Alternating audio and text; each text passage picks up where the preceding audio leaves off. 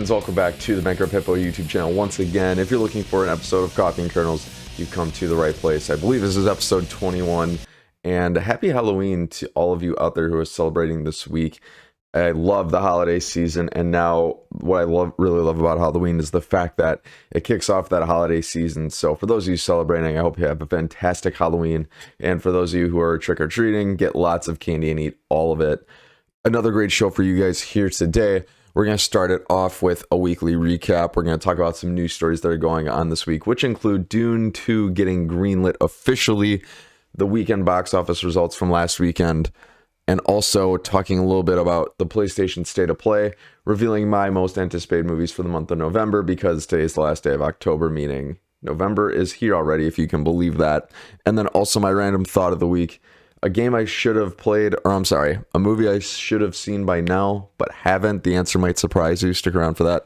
And then also my recommendations for the week. What I'm going to do is I'm going to chapter all of these out in the description below. So if you guys want to fast forward to any of these points in the podcast, you're more than welcome to do so. Don't feel obligated to stick around for the whole thing. But if you do stick around for the whole thing, I love you and I appreciate you.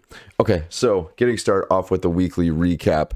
What did I do this week in terms of the channel, in terms of life in general? More importantly, the channel. I reviewed The Last Night in Soho yesterday. The review went up last night after I finally got it finished 12 hours ago. That took me a really long time for whatever reason. Reviews tend to do that when you get to between reviewing, going to watch the movie, making the thumbnail, actually writing the review for the movie, filming the review, editing the review, and then cutting it all together. It takes a lot longer than I ever thought it would. When I was younger and I wanted to start doing this, I never imagined it would take me that long. But yeah, it turns out the more quality you want out of anything, you got to put more time to it, which makes a ton of sense. I don't know why that equation didn't make sense in my head, but when you're a child, nothing really does. But long story short, Last Night in Soho was pretty great. If you guys are interested in checking that review out, it's on my channel. Or if you guys just want to check out the movie and take my word for it, go for it. The movie is really, really good, and I think you'll like it. Edgar Wright shines again.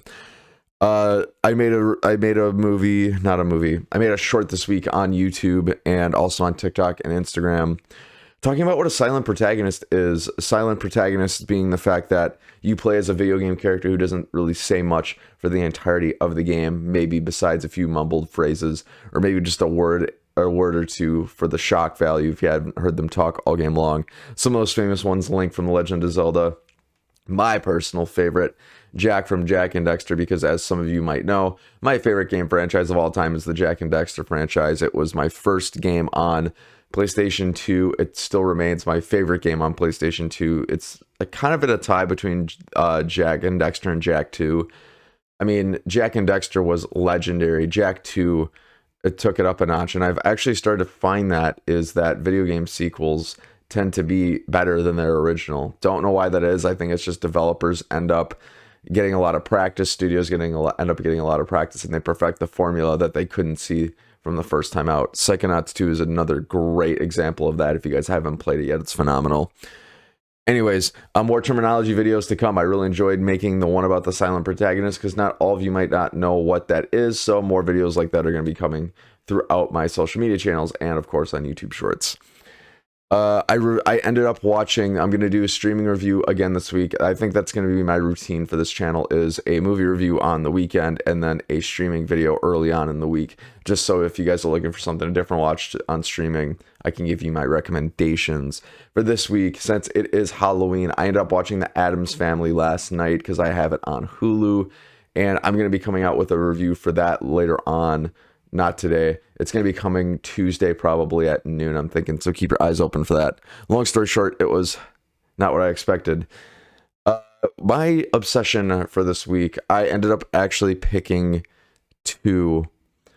I picked two because a lot can flow through your mind in 1 week. And the two things that were on my mind were food and also a laptop. So I don't know why, but I love Dunkin' Donuts. For those of you who don't know, I'm obsessed with Dunkin' Donuts. I have loved Dunkin' Donuts since I was in high school. Their coffee is banging. Their donuts are subpar. But regardless, I haven't been there since March 3rd of 2021. So it's been, wow, it's getting close to 8 months, which is the longest stretch I've gone without Dunkin' in years. just because of some personal dietary changes in my life. But anyways, I want a donut so damn badly. I keep thinking about donuts all the time. I just want to go buy like half a dozen and just eat them all. There's a really good bakery just down the street from me, and they are known for making really awesome donuts. I keep having cake donuts and maple donuts on my mind. So if I do get a donut, you guys will be the first to know about it because it's going straight onto my Instagram story. And I'm going to be very specific on how good the donut is because I am sure it's going to be a fire thing to eat. But on the bright side, I did have pizza last week for the first time in a while. That was a nice refresher too. But anyways, food. What about a laptop? The reason why I've been obsessing about a laptop this week is because of the fact that I need a new piece of equipment when I'm editing my videos. My laptop just can't handle what I've been doing, which is kind of a good thing because it's a sign of progress that I'm working so much, not working so much, but working so diligently on trying to get this stuff out that I need equipment to handle it. So it's kind of cool that I'm reaching that threshold in my, I hate the term content creation, but content, my creative journey, we'll call it that. So I've been researching laptops all week trying to narrow it down. What I've been looking for, 16 gig of RAM, 512 gigs of SSD, and also at least an AMD Ryzen 7 or an i7 processor from Intel. That seems like it could hold just about anything. I like to do a little bit of coding on the side sometimes too because my major in school, or at least one of my majors, was computer science. So naturally, I have the ability to write code. I've tried to write video games in Unity Hub before. That was a ton of fun. I lost a little bit of interest in that just because things get busy and my interests tend to fluctuate. So that's been my obsession for this week. I've been narrowing it down to a Dell Inspiron or a Lenovo ThinkPad or a Lenovo Yoga. Those have been my options this week. I've been looking for a really great deal because it's Black Friday. Deals are starting to come through and Black Friday is fast approaching. So now's as good a time as any to splurge. Okay, so that kind of ends the weekly recap for this week. I hope you guys all had a fantastic week. Let me know in the comments below what the highlight of your week was. But now it's going to bring us into some of our news stories. And to kick off the news stories for this week, it's going to be Dune, or I should say Dune 2. Dune is getting a sequel. That's right. It debuted at the box office last weekend at $40.3 million, which is a very decent opening. And I'd probably say one of the best openings I've seen for a movie that also debuted date and date on streaming in the pandemic era. For those of you who might not know what I'm talking about, when I say a movie is debuting day and date, what that means is that the same exact day it's going to show in theaters, it's also going to be available for you to stream on a streaming service. So for example, with Dune, you were able to either, on the day that it officially released, you're either able to go to the theater and watch it, or if you're subscribed to HBO Max, you can just watch it for no additional cost on HBO Max. Now, I know for a lot of you, it might, for a lot of conventional fans or just casual moviegoers out there, it might make more sense to watch on HBO Max, but I'm telling you, Dune was so immersive, so good. The score was fantastic. The cinematography was flawless that you truly get a full experience when you go and see it in theaters. It's unlike anything I've seen. Seeing it on the biggest screen possible was definitely the right move for me personally, but everybody's got their preferences. The point of the matter being that Dune, it wasn't expected to make nearly as much money because so many people just tend to watch it on streaming, which makes a ton of sense. You could save yourself a trip. Plus, we're still in the middle of a pandemic, so if you don't feel comfortable going to a theater, you've got that option, which is great. I'm all about choice for the consumer. But anyways, apparently there's enough money to get Dune 2 greenlit, and it's going to be coming to us October 20th of 2023. Now, one movie guy that I follow pretty closely is John Campea. He's got a great show. I highly recommend checking him out on YouTube, guys. Right after this podcast, if you'd like, or if you'd like to go check him out right now, feel free. He talks a lot about movies, TV shows, streaming, and other awesome things too. But his theory was the fact that they've had Dune 2 greenlit for a long time, and that they've just been kind of keeping it under wraps and just kind of putting up a facade in order to get fans to sort of quote unquote demand Dune 2. The reason being is because right when they announced Dune 2, they announced a release date that was exactly 2 years from the date, which is, like I said, October 20th, 2023. And he was making the point, you don't announce a sequel to a movie like that within 2 years without already having a ton of pre-work done for that, because 2 years is a lot of time, or it's not a lot of time to get everybody together to shoot the movie, have post-production, get everything set in order. And 2 years is not a lot of time to do that in the movie industry. So his theory is that they and Legendary Pictures have been, Warner Brothers and Legendary Pictures have been formulating this for a while and just kind of keeping it in the dark. So at the end of the day, it doesn't matter to me. I'm just glad Dune made some decent money, and it was enough to get a greenlit sequel. If his theory is not correct, I believe him. I think his theory is right. So I watched Dune 1, was blown away by it. If you guys are interested in my thoughts, the review's also on the channel too. Go see that movie.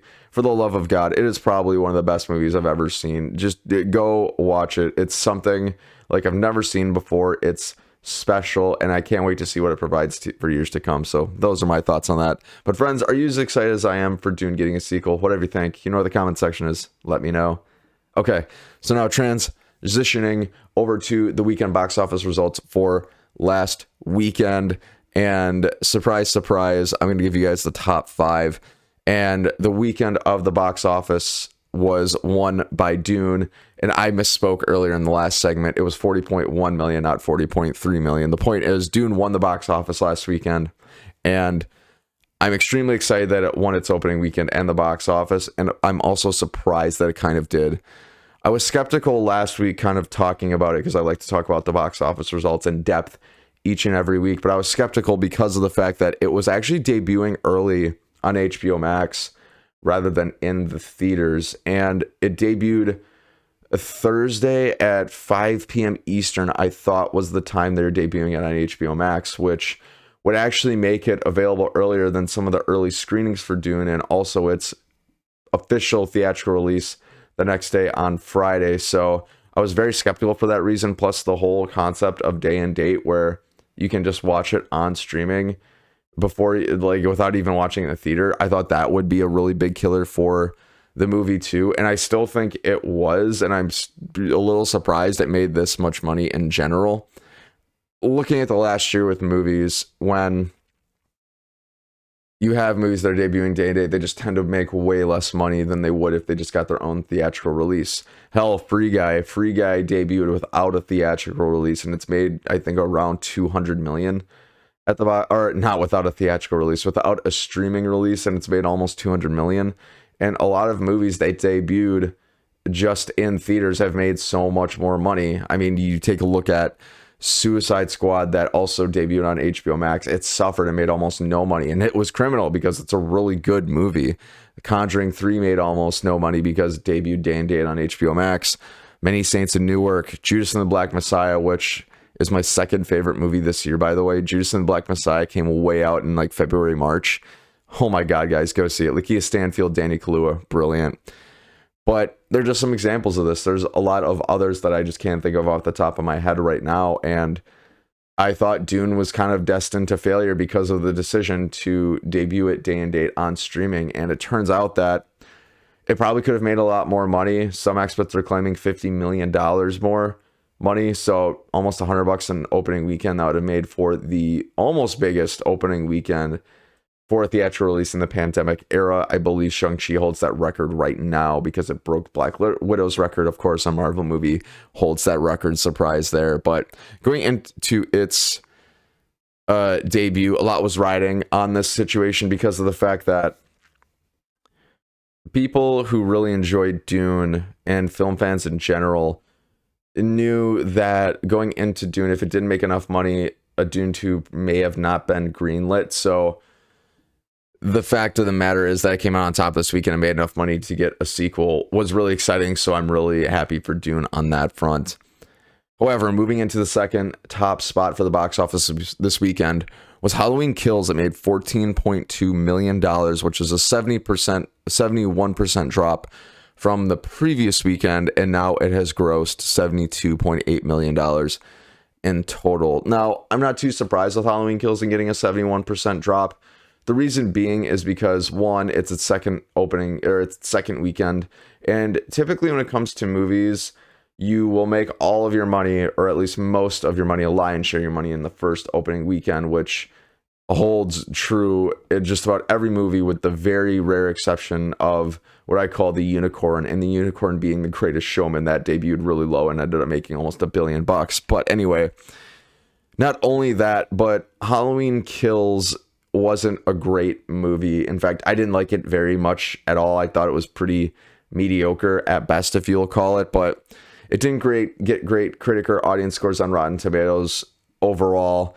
And those fans of the franchise who were in it just to see some Michael Myers kills, they got to see it last weekend. So I think their word of mouth may have spread to everyone else. Like, they say, hey, how was Halloween Kills? And they say, oh, it was okay. I like the Michael kills. But other than that, it doesn't really have a lot of value to keep you coming back and seeing it, because it just wasn't that great of a film. So I'm not surprised that its box office dropped so far down.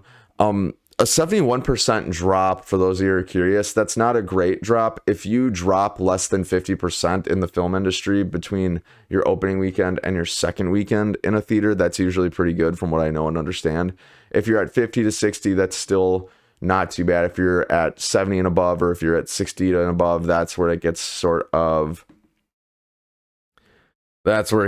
tricky. It's like, ooh, that's not a great, that's the sign of maybe a movie wasn't as good as they were hoping it would be. So no surprise there with Halloween Kills overall. However, having said that, it's a great movie to get you in the Halloween spirit. If for those of you who haven't seen it yet and want to, it is on Peacock streaming, which if you have Peacock, which not a lot of people do, you can watch on there too.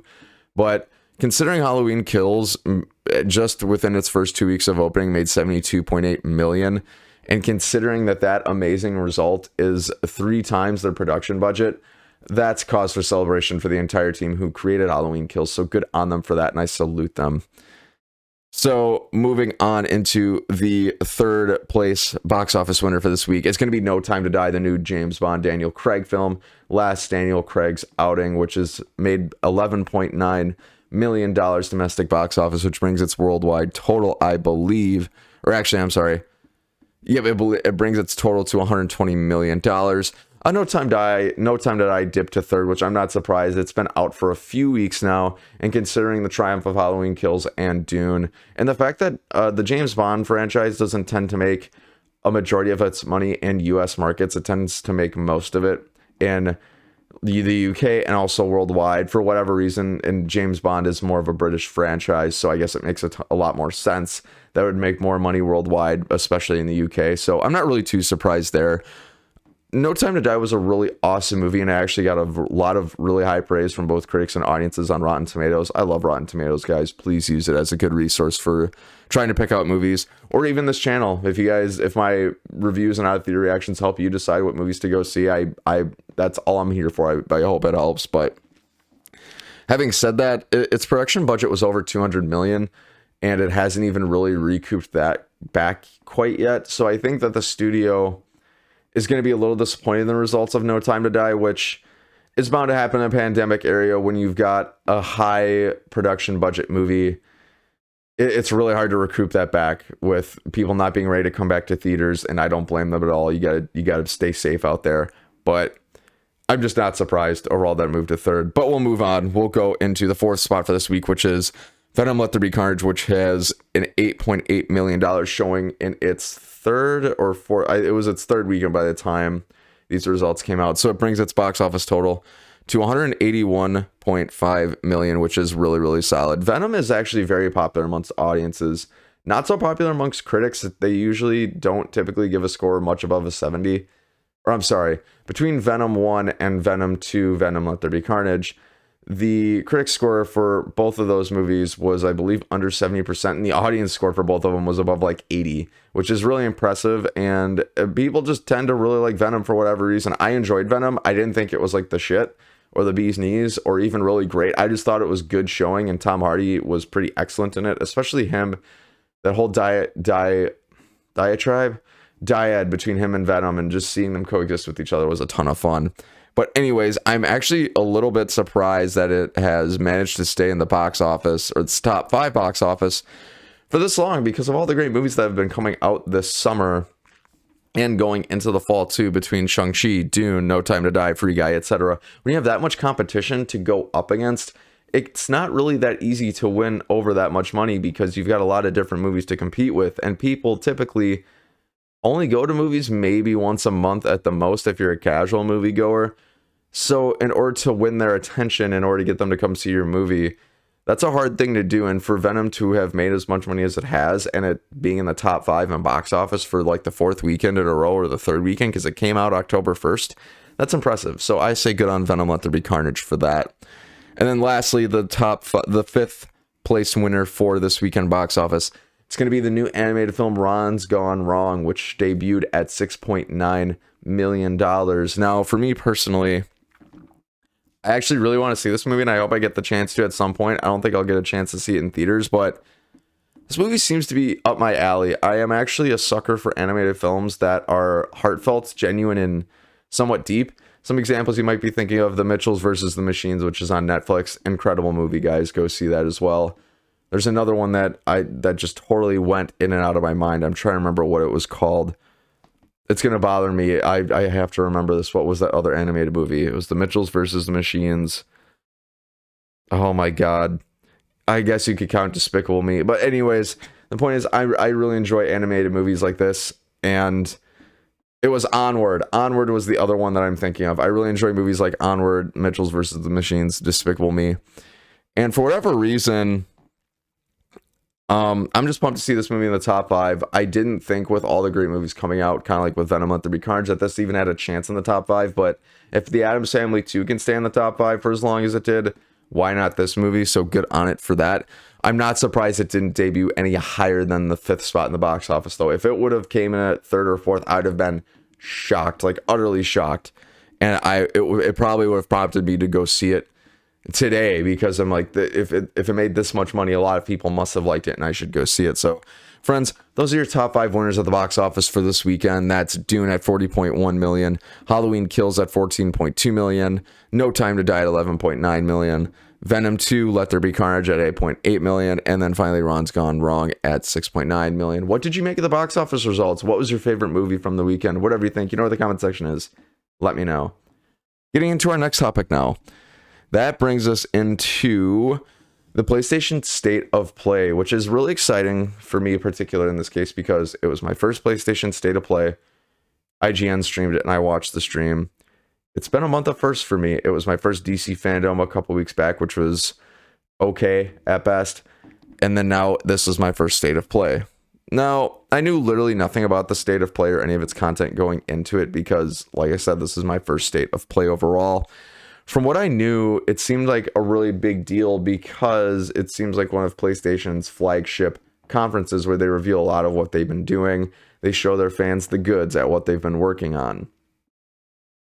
I gotta say, I was pretty underwhelmed by the overall presentation. I don't know if it's because my expectations were high. Like, I expected, I guess, an E3 or DC fandom like level presentation where it'd be several hours.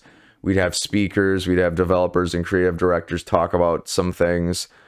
We'd see gameplay, we'd have like a stage and whatnot. And it just wasn't that. It was basically a whole bunch of indie games getting presented and announced, which I am totally fine with. Like, if they're announcing games, and especially if they're indie games, I really enjoy indie games. It just wasn't quite what I expected. And I guess I should have checked my expectations at the door. So maybe that's my own fault, but between that and it being sub 40 minutes, I was just like, maybe this isn't as big of an event as I thought it would be. Maybe it's more of a check-in with fans overall.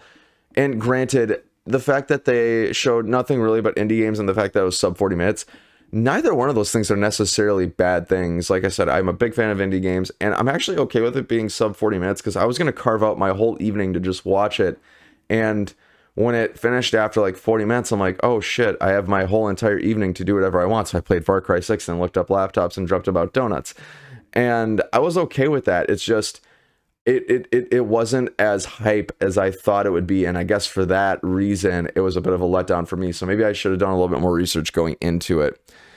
And even so, though, I gotta say, I wasn't really too impressed with the games that they did show off. The only game that really even appealed to me was Five Nights at Freddy's Security Breach, and the only reason it really appealed to me is because Five Nights at Freddy's tends to be more toward the horror genre, which I enjoy horror video games, and Other than that, none of the games really remotely interested in me. They just weren't for me. They just weren't for me, which is okay, because a lot of you who are watching this right now might love the indie games that they presented, might love indie games in general, might love State of Play. And I'm glad that you liked it and that you enjoyed it. That conference was definitely you. It just definitely wasn't worth, or definitely was not for me. And that's okay.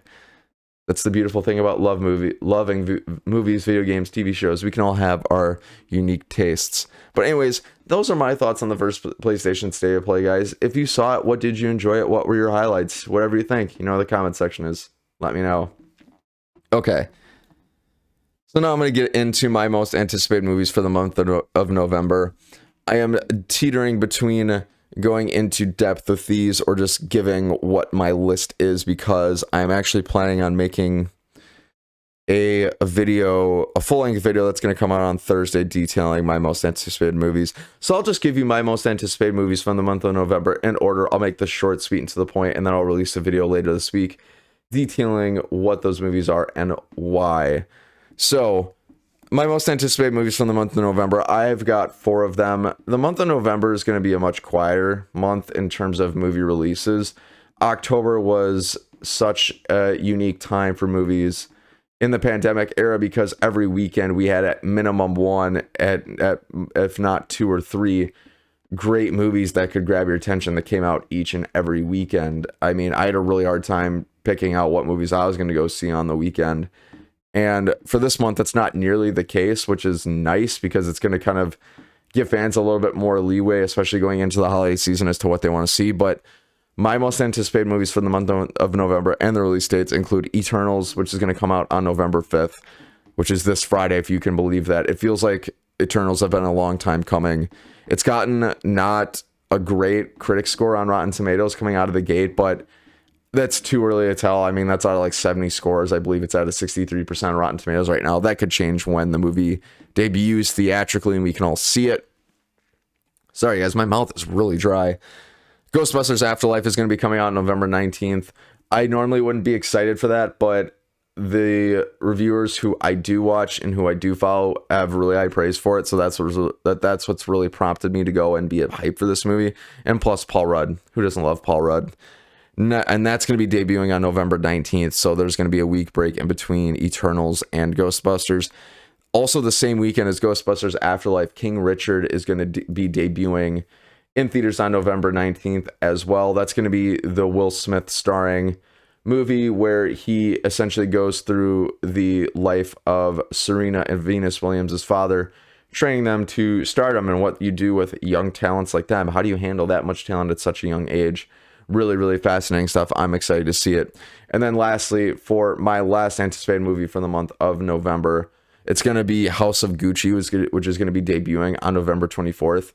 The main reasons I'm excited for it, which I won't go into too great a depth, Adam Driver, Ridley Scott, and also not knowing really a whole lot about the story. This movie has enough intrigue, and the trailers were good enough to build that intrigue for me to get excited about this movie. So I will be going and seeing it on November 24th, provided that it's not Thanksgiving Day. Maybe it is Thanksgiving Day. Let's see. It's not Thanksgiving Day. It's the day before Thanksgiving. Hot damn, guys. Hot damn. I know what I'm going to go see Wednesday night then. In that case, as soon as I leave work. That just put me in a great mood. I'm pumped. Okay, guys. So those are my most anticipated movies for the month of November. What are you looking forward to? What are you looking forward to seeing this month of November? Whatever you guys are looking forward to, comment below. Let me know. Okay, so now that's kind of bringing us toward the last short segments for this episode. We're going to talk about my random thought of the week this week. I'm not going to go into great detail about it now because I want to save this topic for a future episode. But I want to prompt the discussion now and get the thoughts in your mind flowing for that discussion because it's going to be a great time. My question to you all is it ethical to sneak food into a movie theater? Is it ethical? My chair's squeaking. That's bad. Is it ethical to sneak food into a movie theater? Now, intuitively, you might have thoughts on this, but I want you to think about it just a little bit more, and we'll keep the discussion going for a couple weeks. Just to frame it a little bit, I used to sneak food into movie theaters when I was younger. Me and my grandparents, we'd always do that. It was a ton of fun. And I've even had friends make games out of it where they'd sneak in something ridiculously large each time they go into the movie theaters. They got up to rotisserie chicken, and I thought about doing that myself, but I've been thinking, is it really ethical to do so? I'm going to do some research and I'll get back to you guys on my thoughts in a later episode. But feel free to start developing your own thoughts and opinions on that as well to join in on the conversation. Next up, a movie that I should have seen by now, but I haven't. This is a small segment I started on TikTok where I reveal a movie that came out years ago. It was very popular, maybe not so popular, but it's one I feel like I should have seen by now, being a movie fan. And for this week, that movie is The Shawshank Redemption. I am a big movie fan, and I have never seen perhaps one of the greatest movies ever made, allegedly, which is The Shawshank Redemption. So that's got to be on my list of movies to see. And considering it's on HBO Max, which I'm subscribed to, I have no reason not to watch it this month. Maybe one of these weekends I'll watch it for my streaming review. We'll see. Now, that's going to bring me into the last segment of the episode before we wrap up, which is going to be the recommendations of the week. I'm going to give you 3 recommendations for this week. It's going to be a movie, a TV show, and a video game, just like it is for every episode. The movie I'm going to recommend in the spirit of Halloween, because all these are going to be Halloween themed, given that it's Halloween today. The movie is going to be Insidious. This is my scariest movie of all time. It's a masterpiece. It's a golden horror movie directed by James Wan. If you guys are curious as to what other scary movie or what my scariest movies of all time are, I have a Coffee and Kernels podcast episode dedicated to just that topic, so feel free to check that out. However, what TV or what video game am I going to recommend? I'm going to recommend to you Outlast. If you guys want to be scared shitless with friends and just have a really short experience, the game only takes 4 hours to beat. That's right, 4 hours to beat to get through a full horror experience. This is the game for you. Outlast, scary. You have no weapons to defend yourself. You're running for your life the entire game for the entire 4 hours. So if you want to get your heart pumping, play Outlast. Great game. Anyways, the TV show I'm going to be recommend for this spooky Halloween season is going to be The Haunting of Hill House. Haunting of Hill House was unexpectedly scary for a TV show. I didn't expect it to have as many horror elements as it did. It ended up being a really great TV show, and I usually don't even really get that much into TV shows, so I'm going to recommend to you The Haunting of Hill House. And now that, my friends, is going to bring us to the end of this Coffee and Kernels podcast episode. Once again, thank you so much for joining me. Click right here if you guys are interested in seeing more. I've been Bryce, and until next time, have a great day and happy Halloween.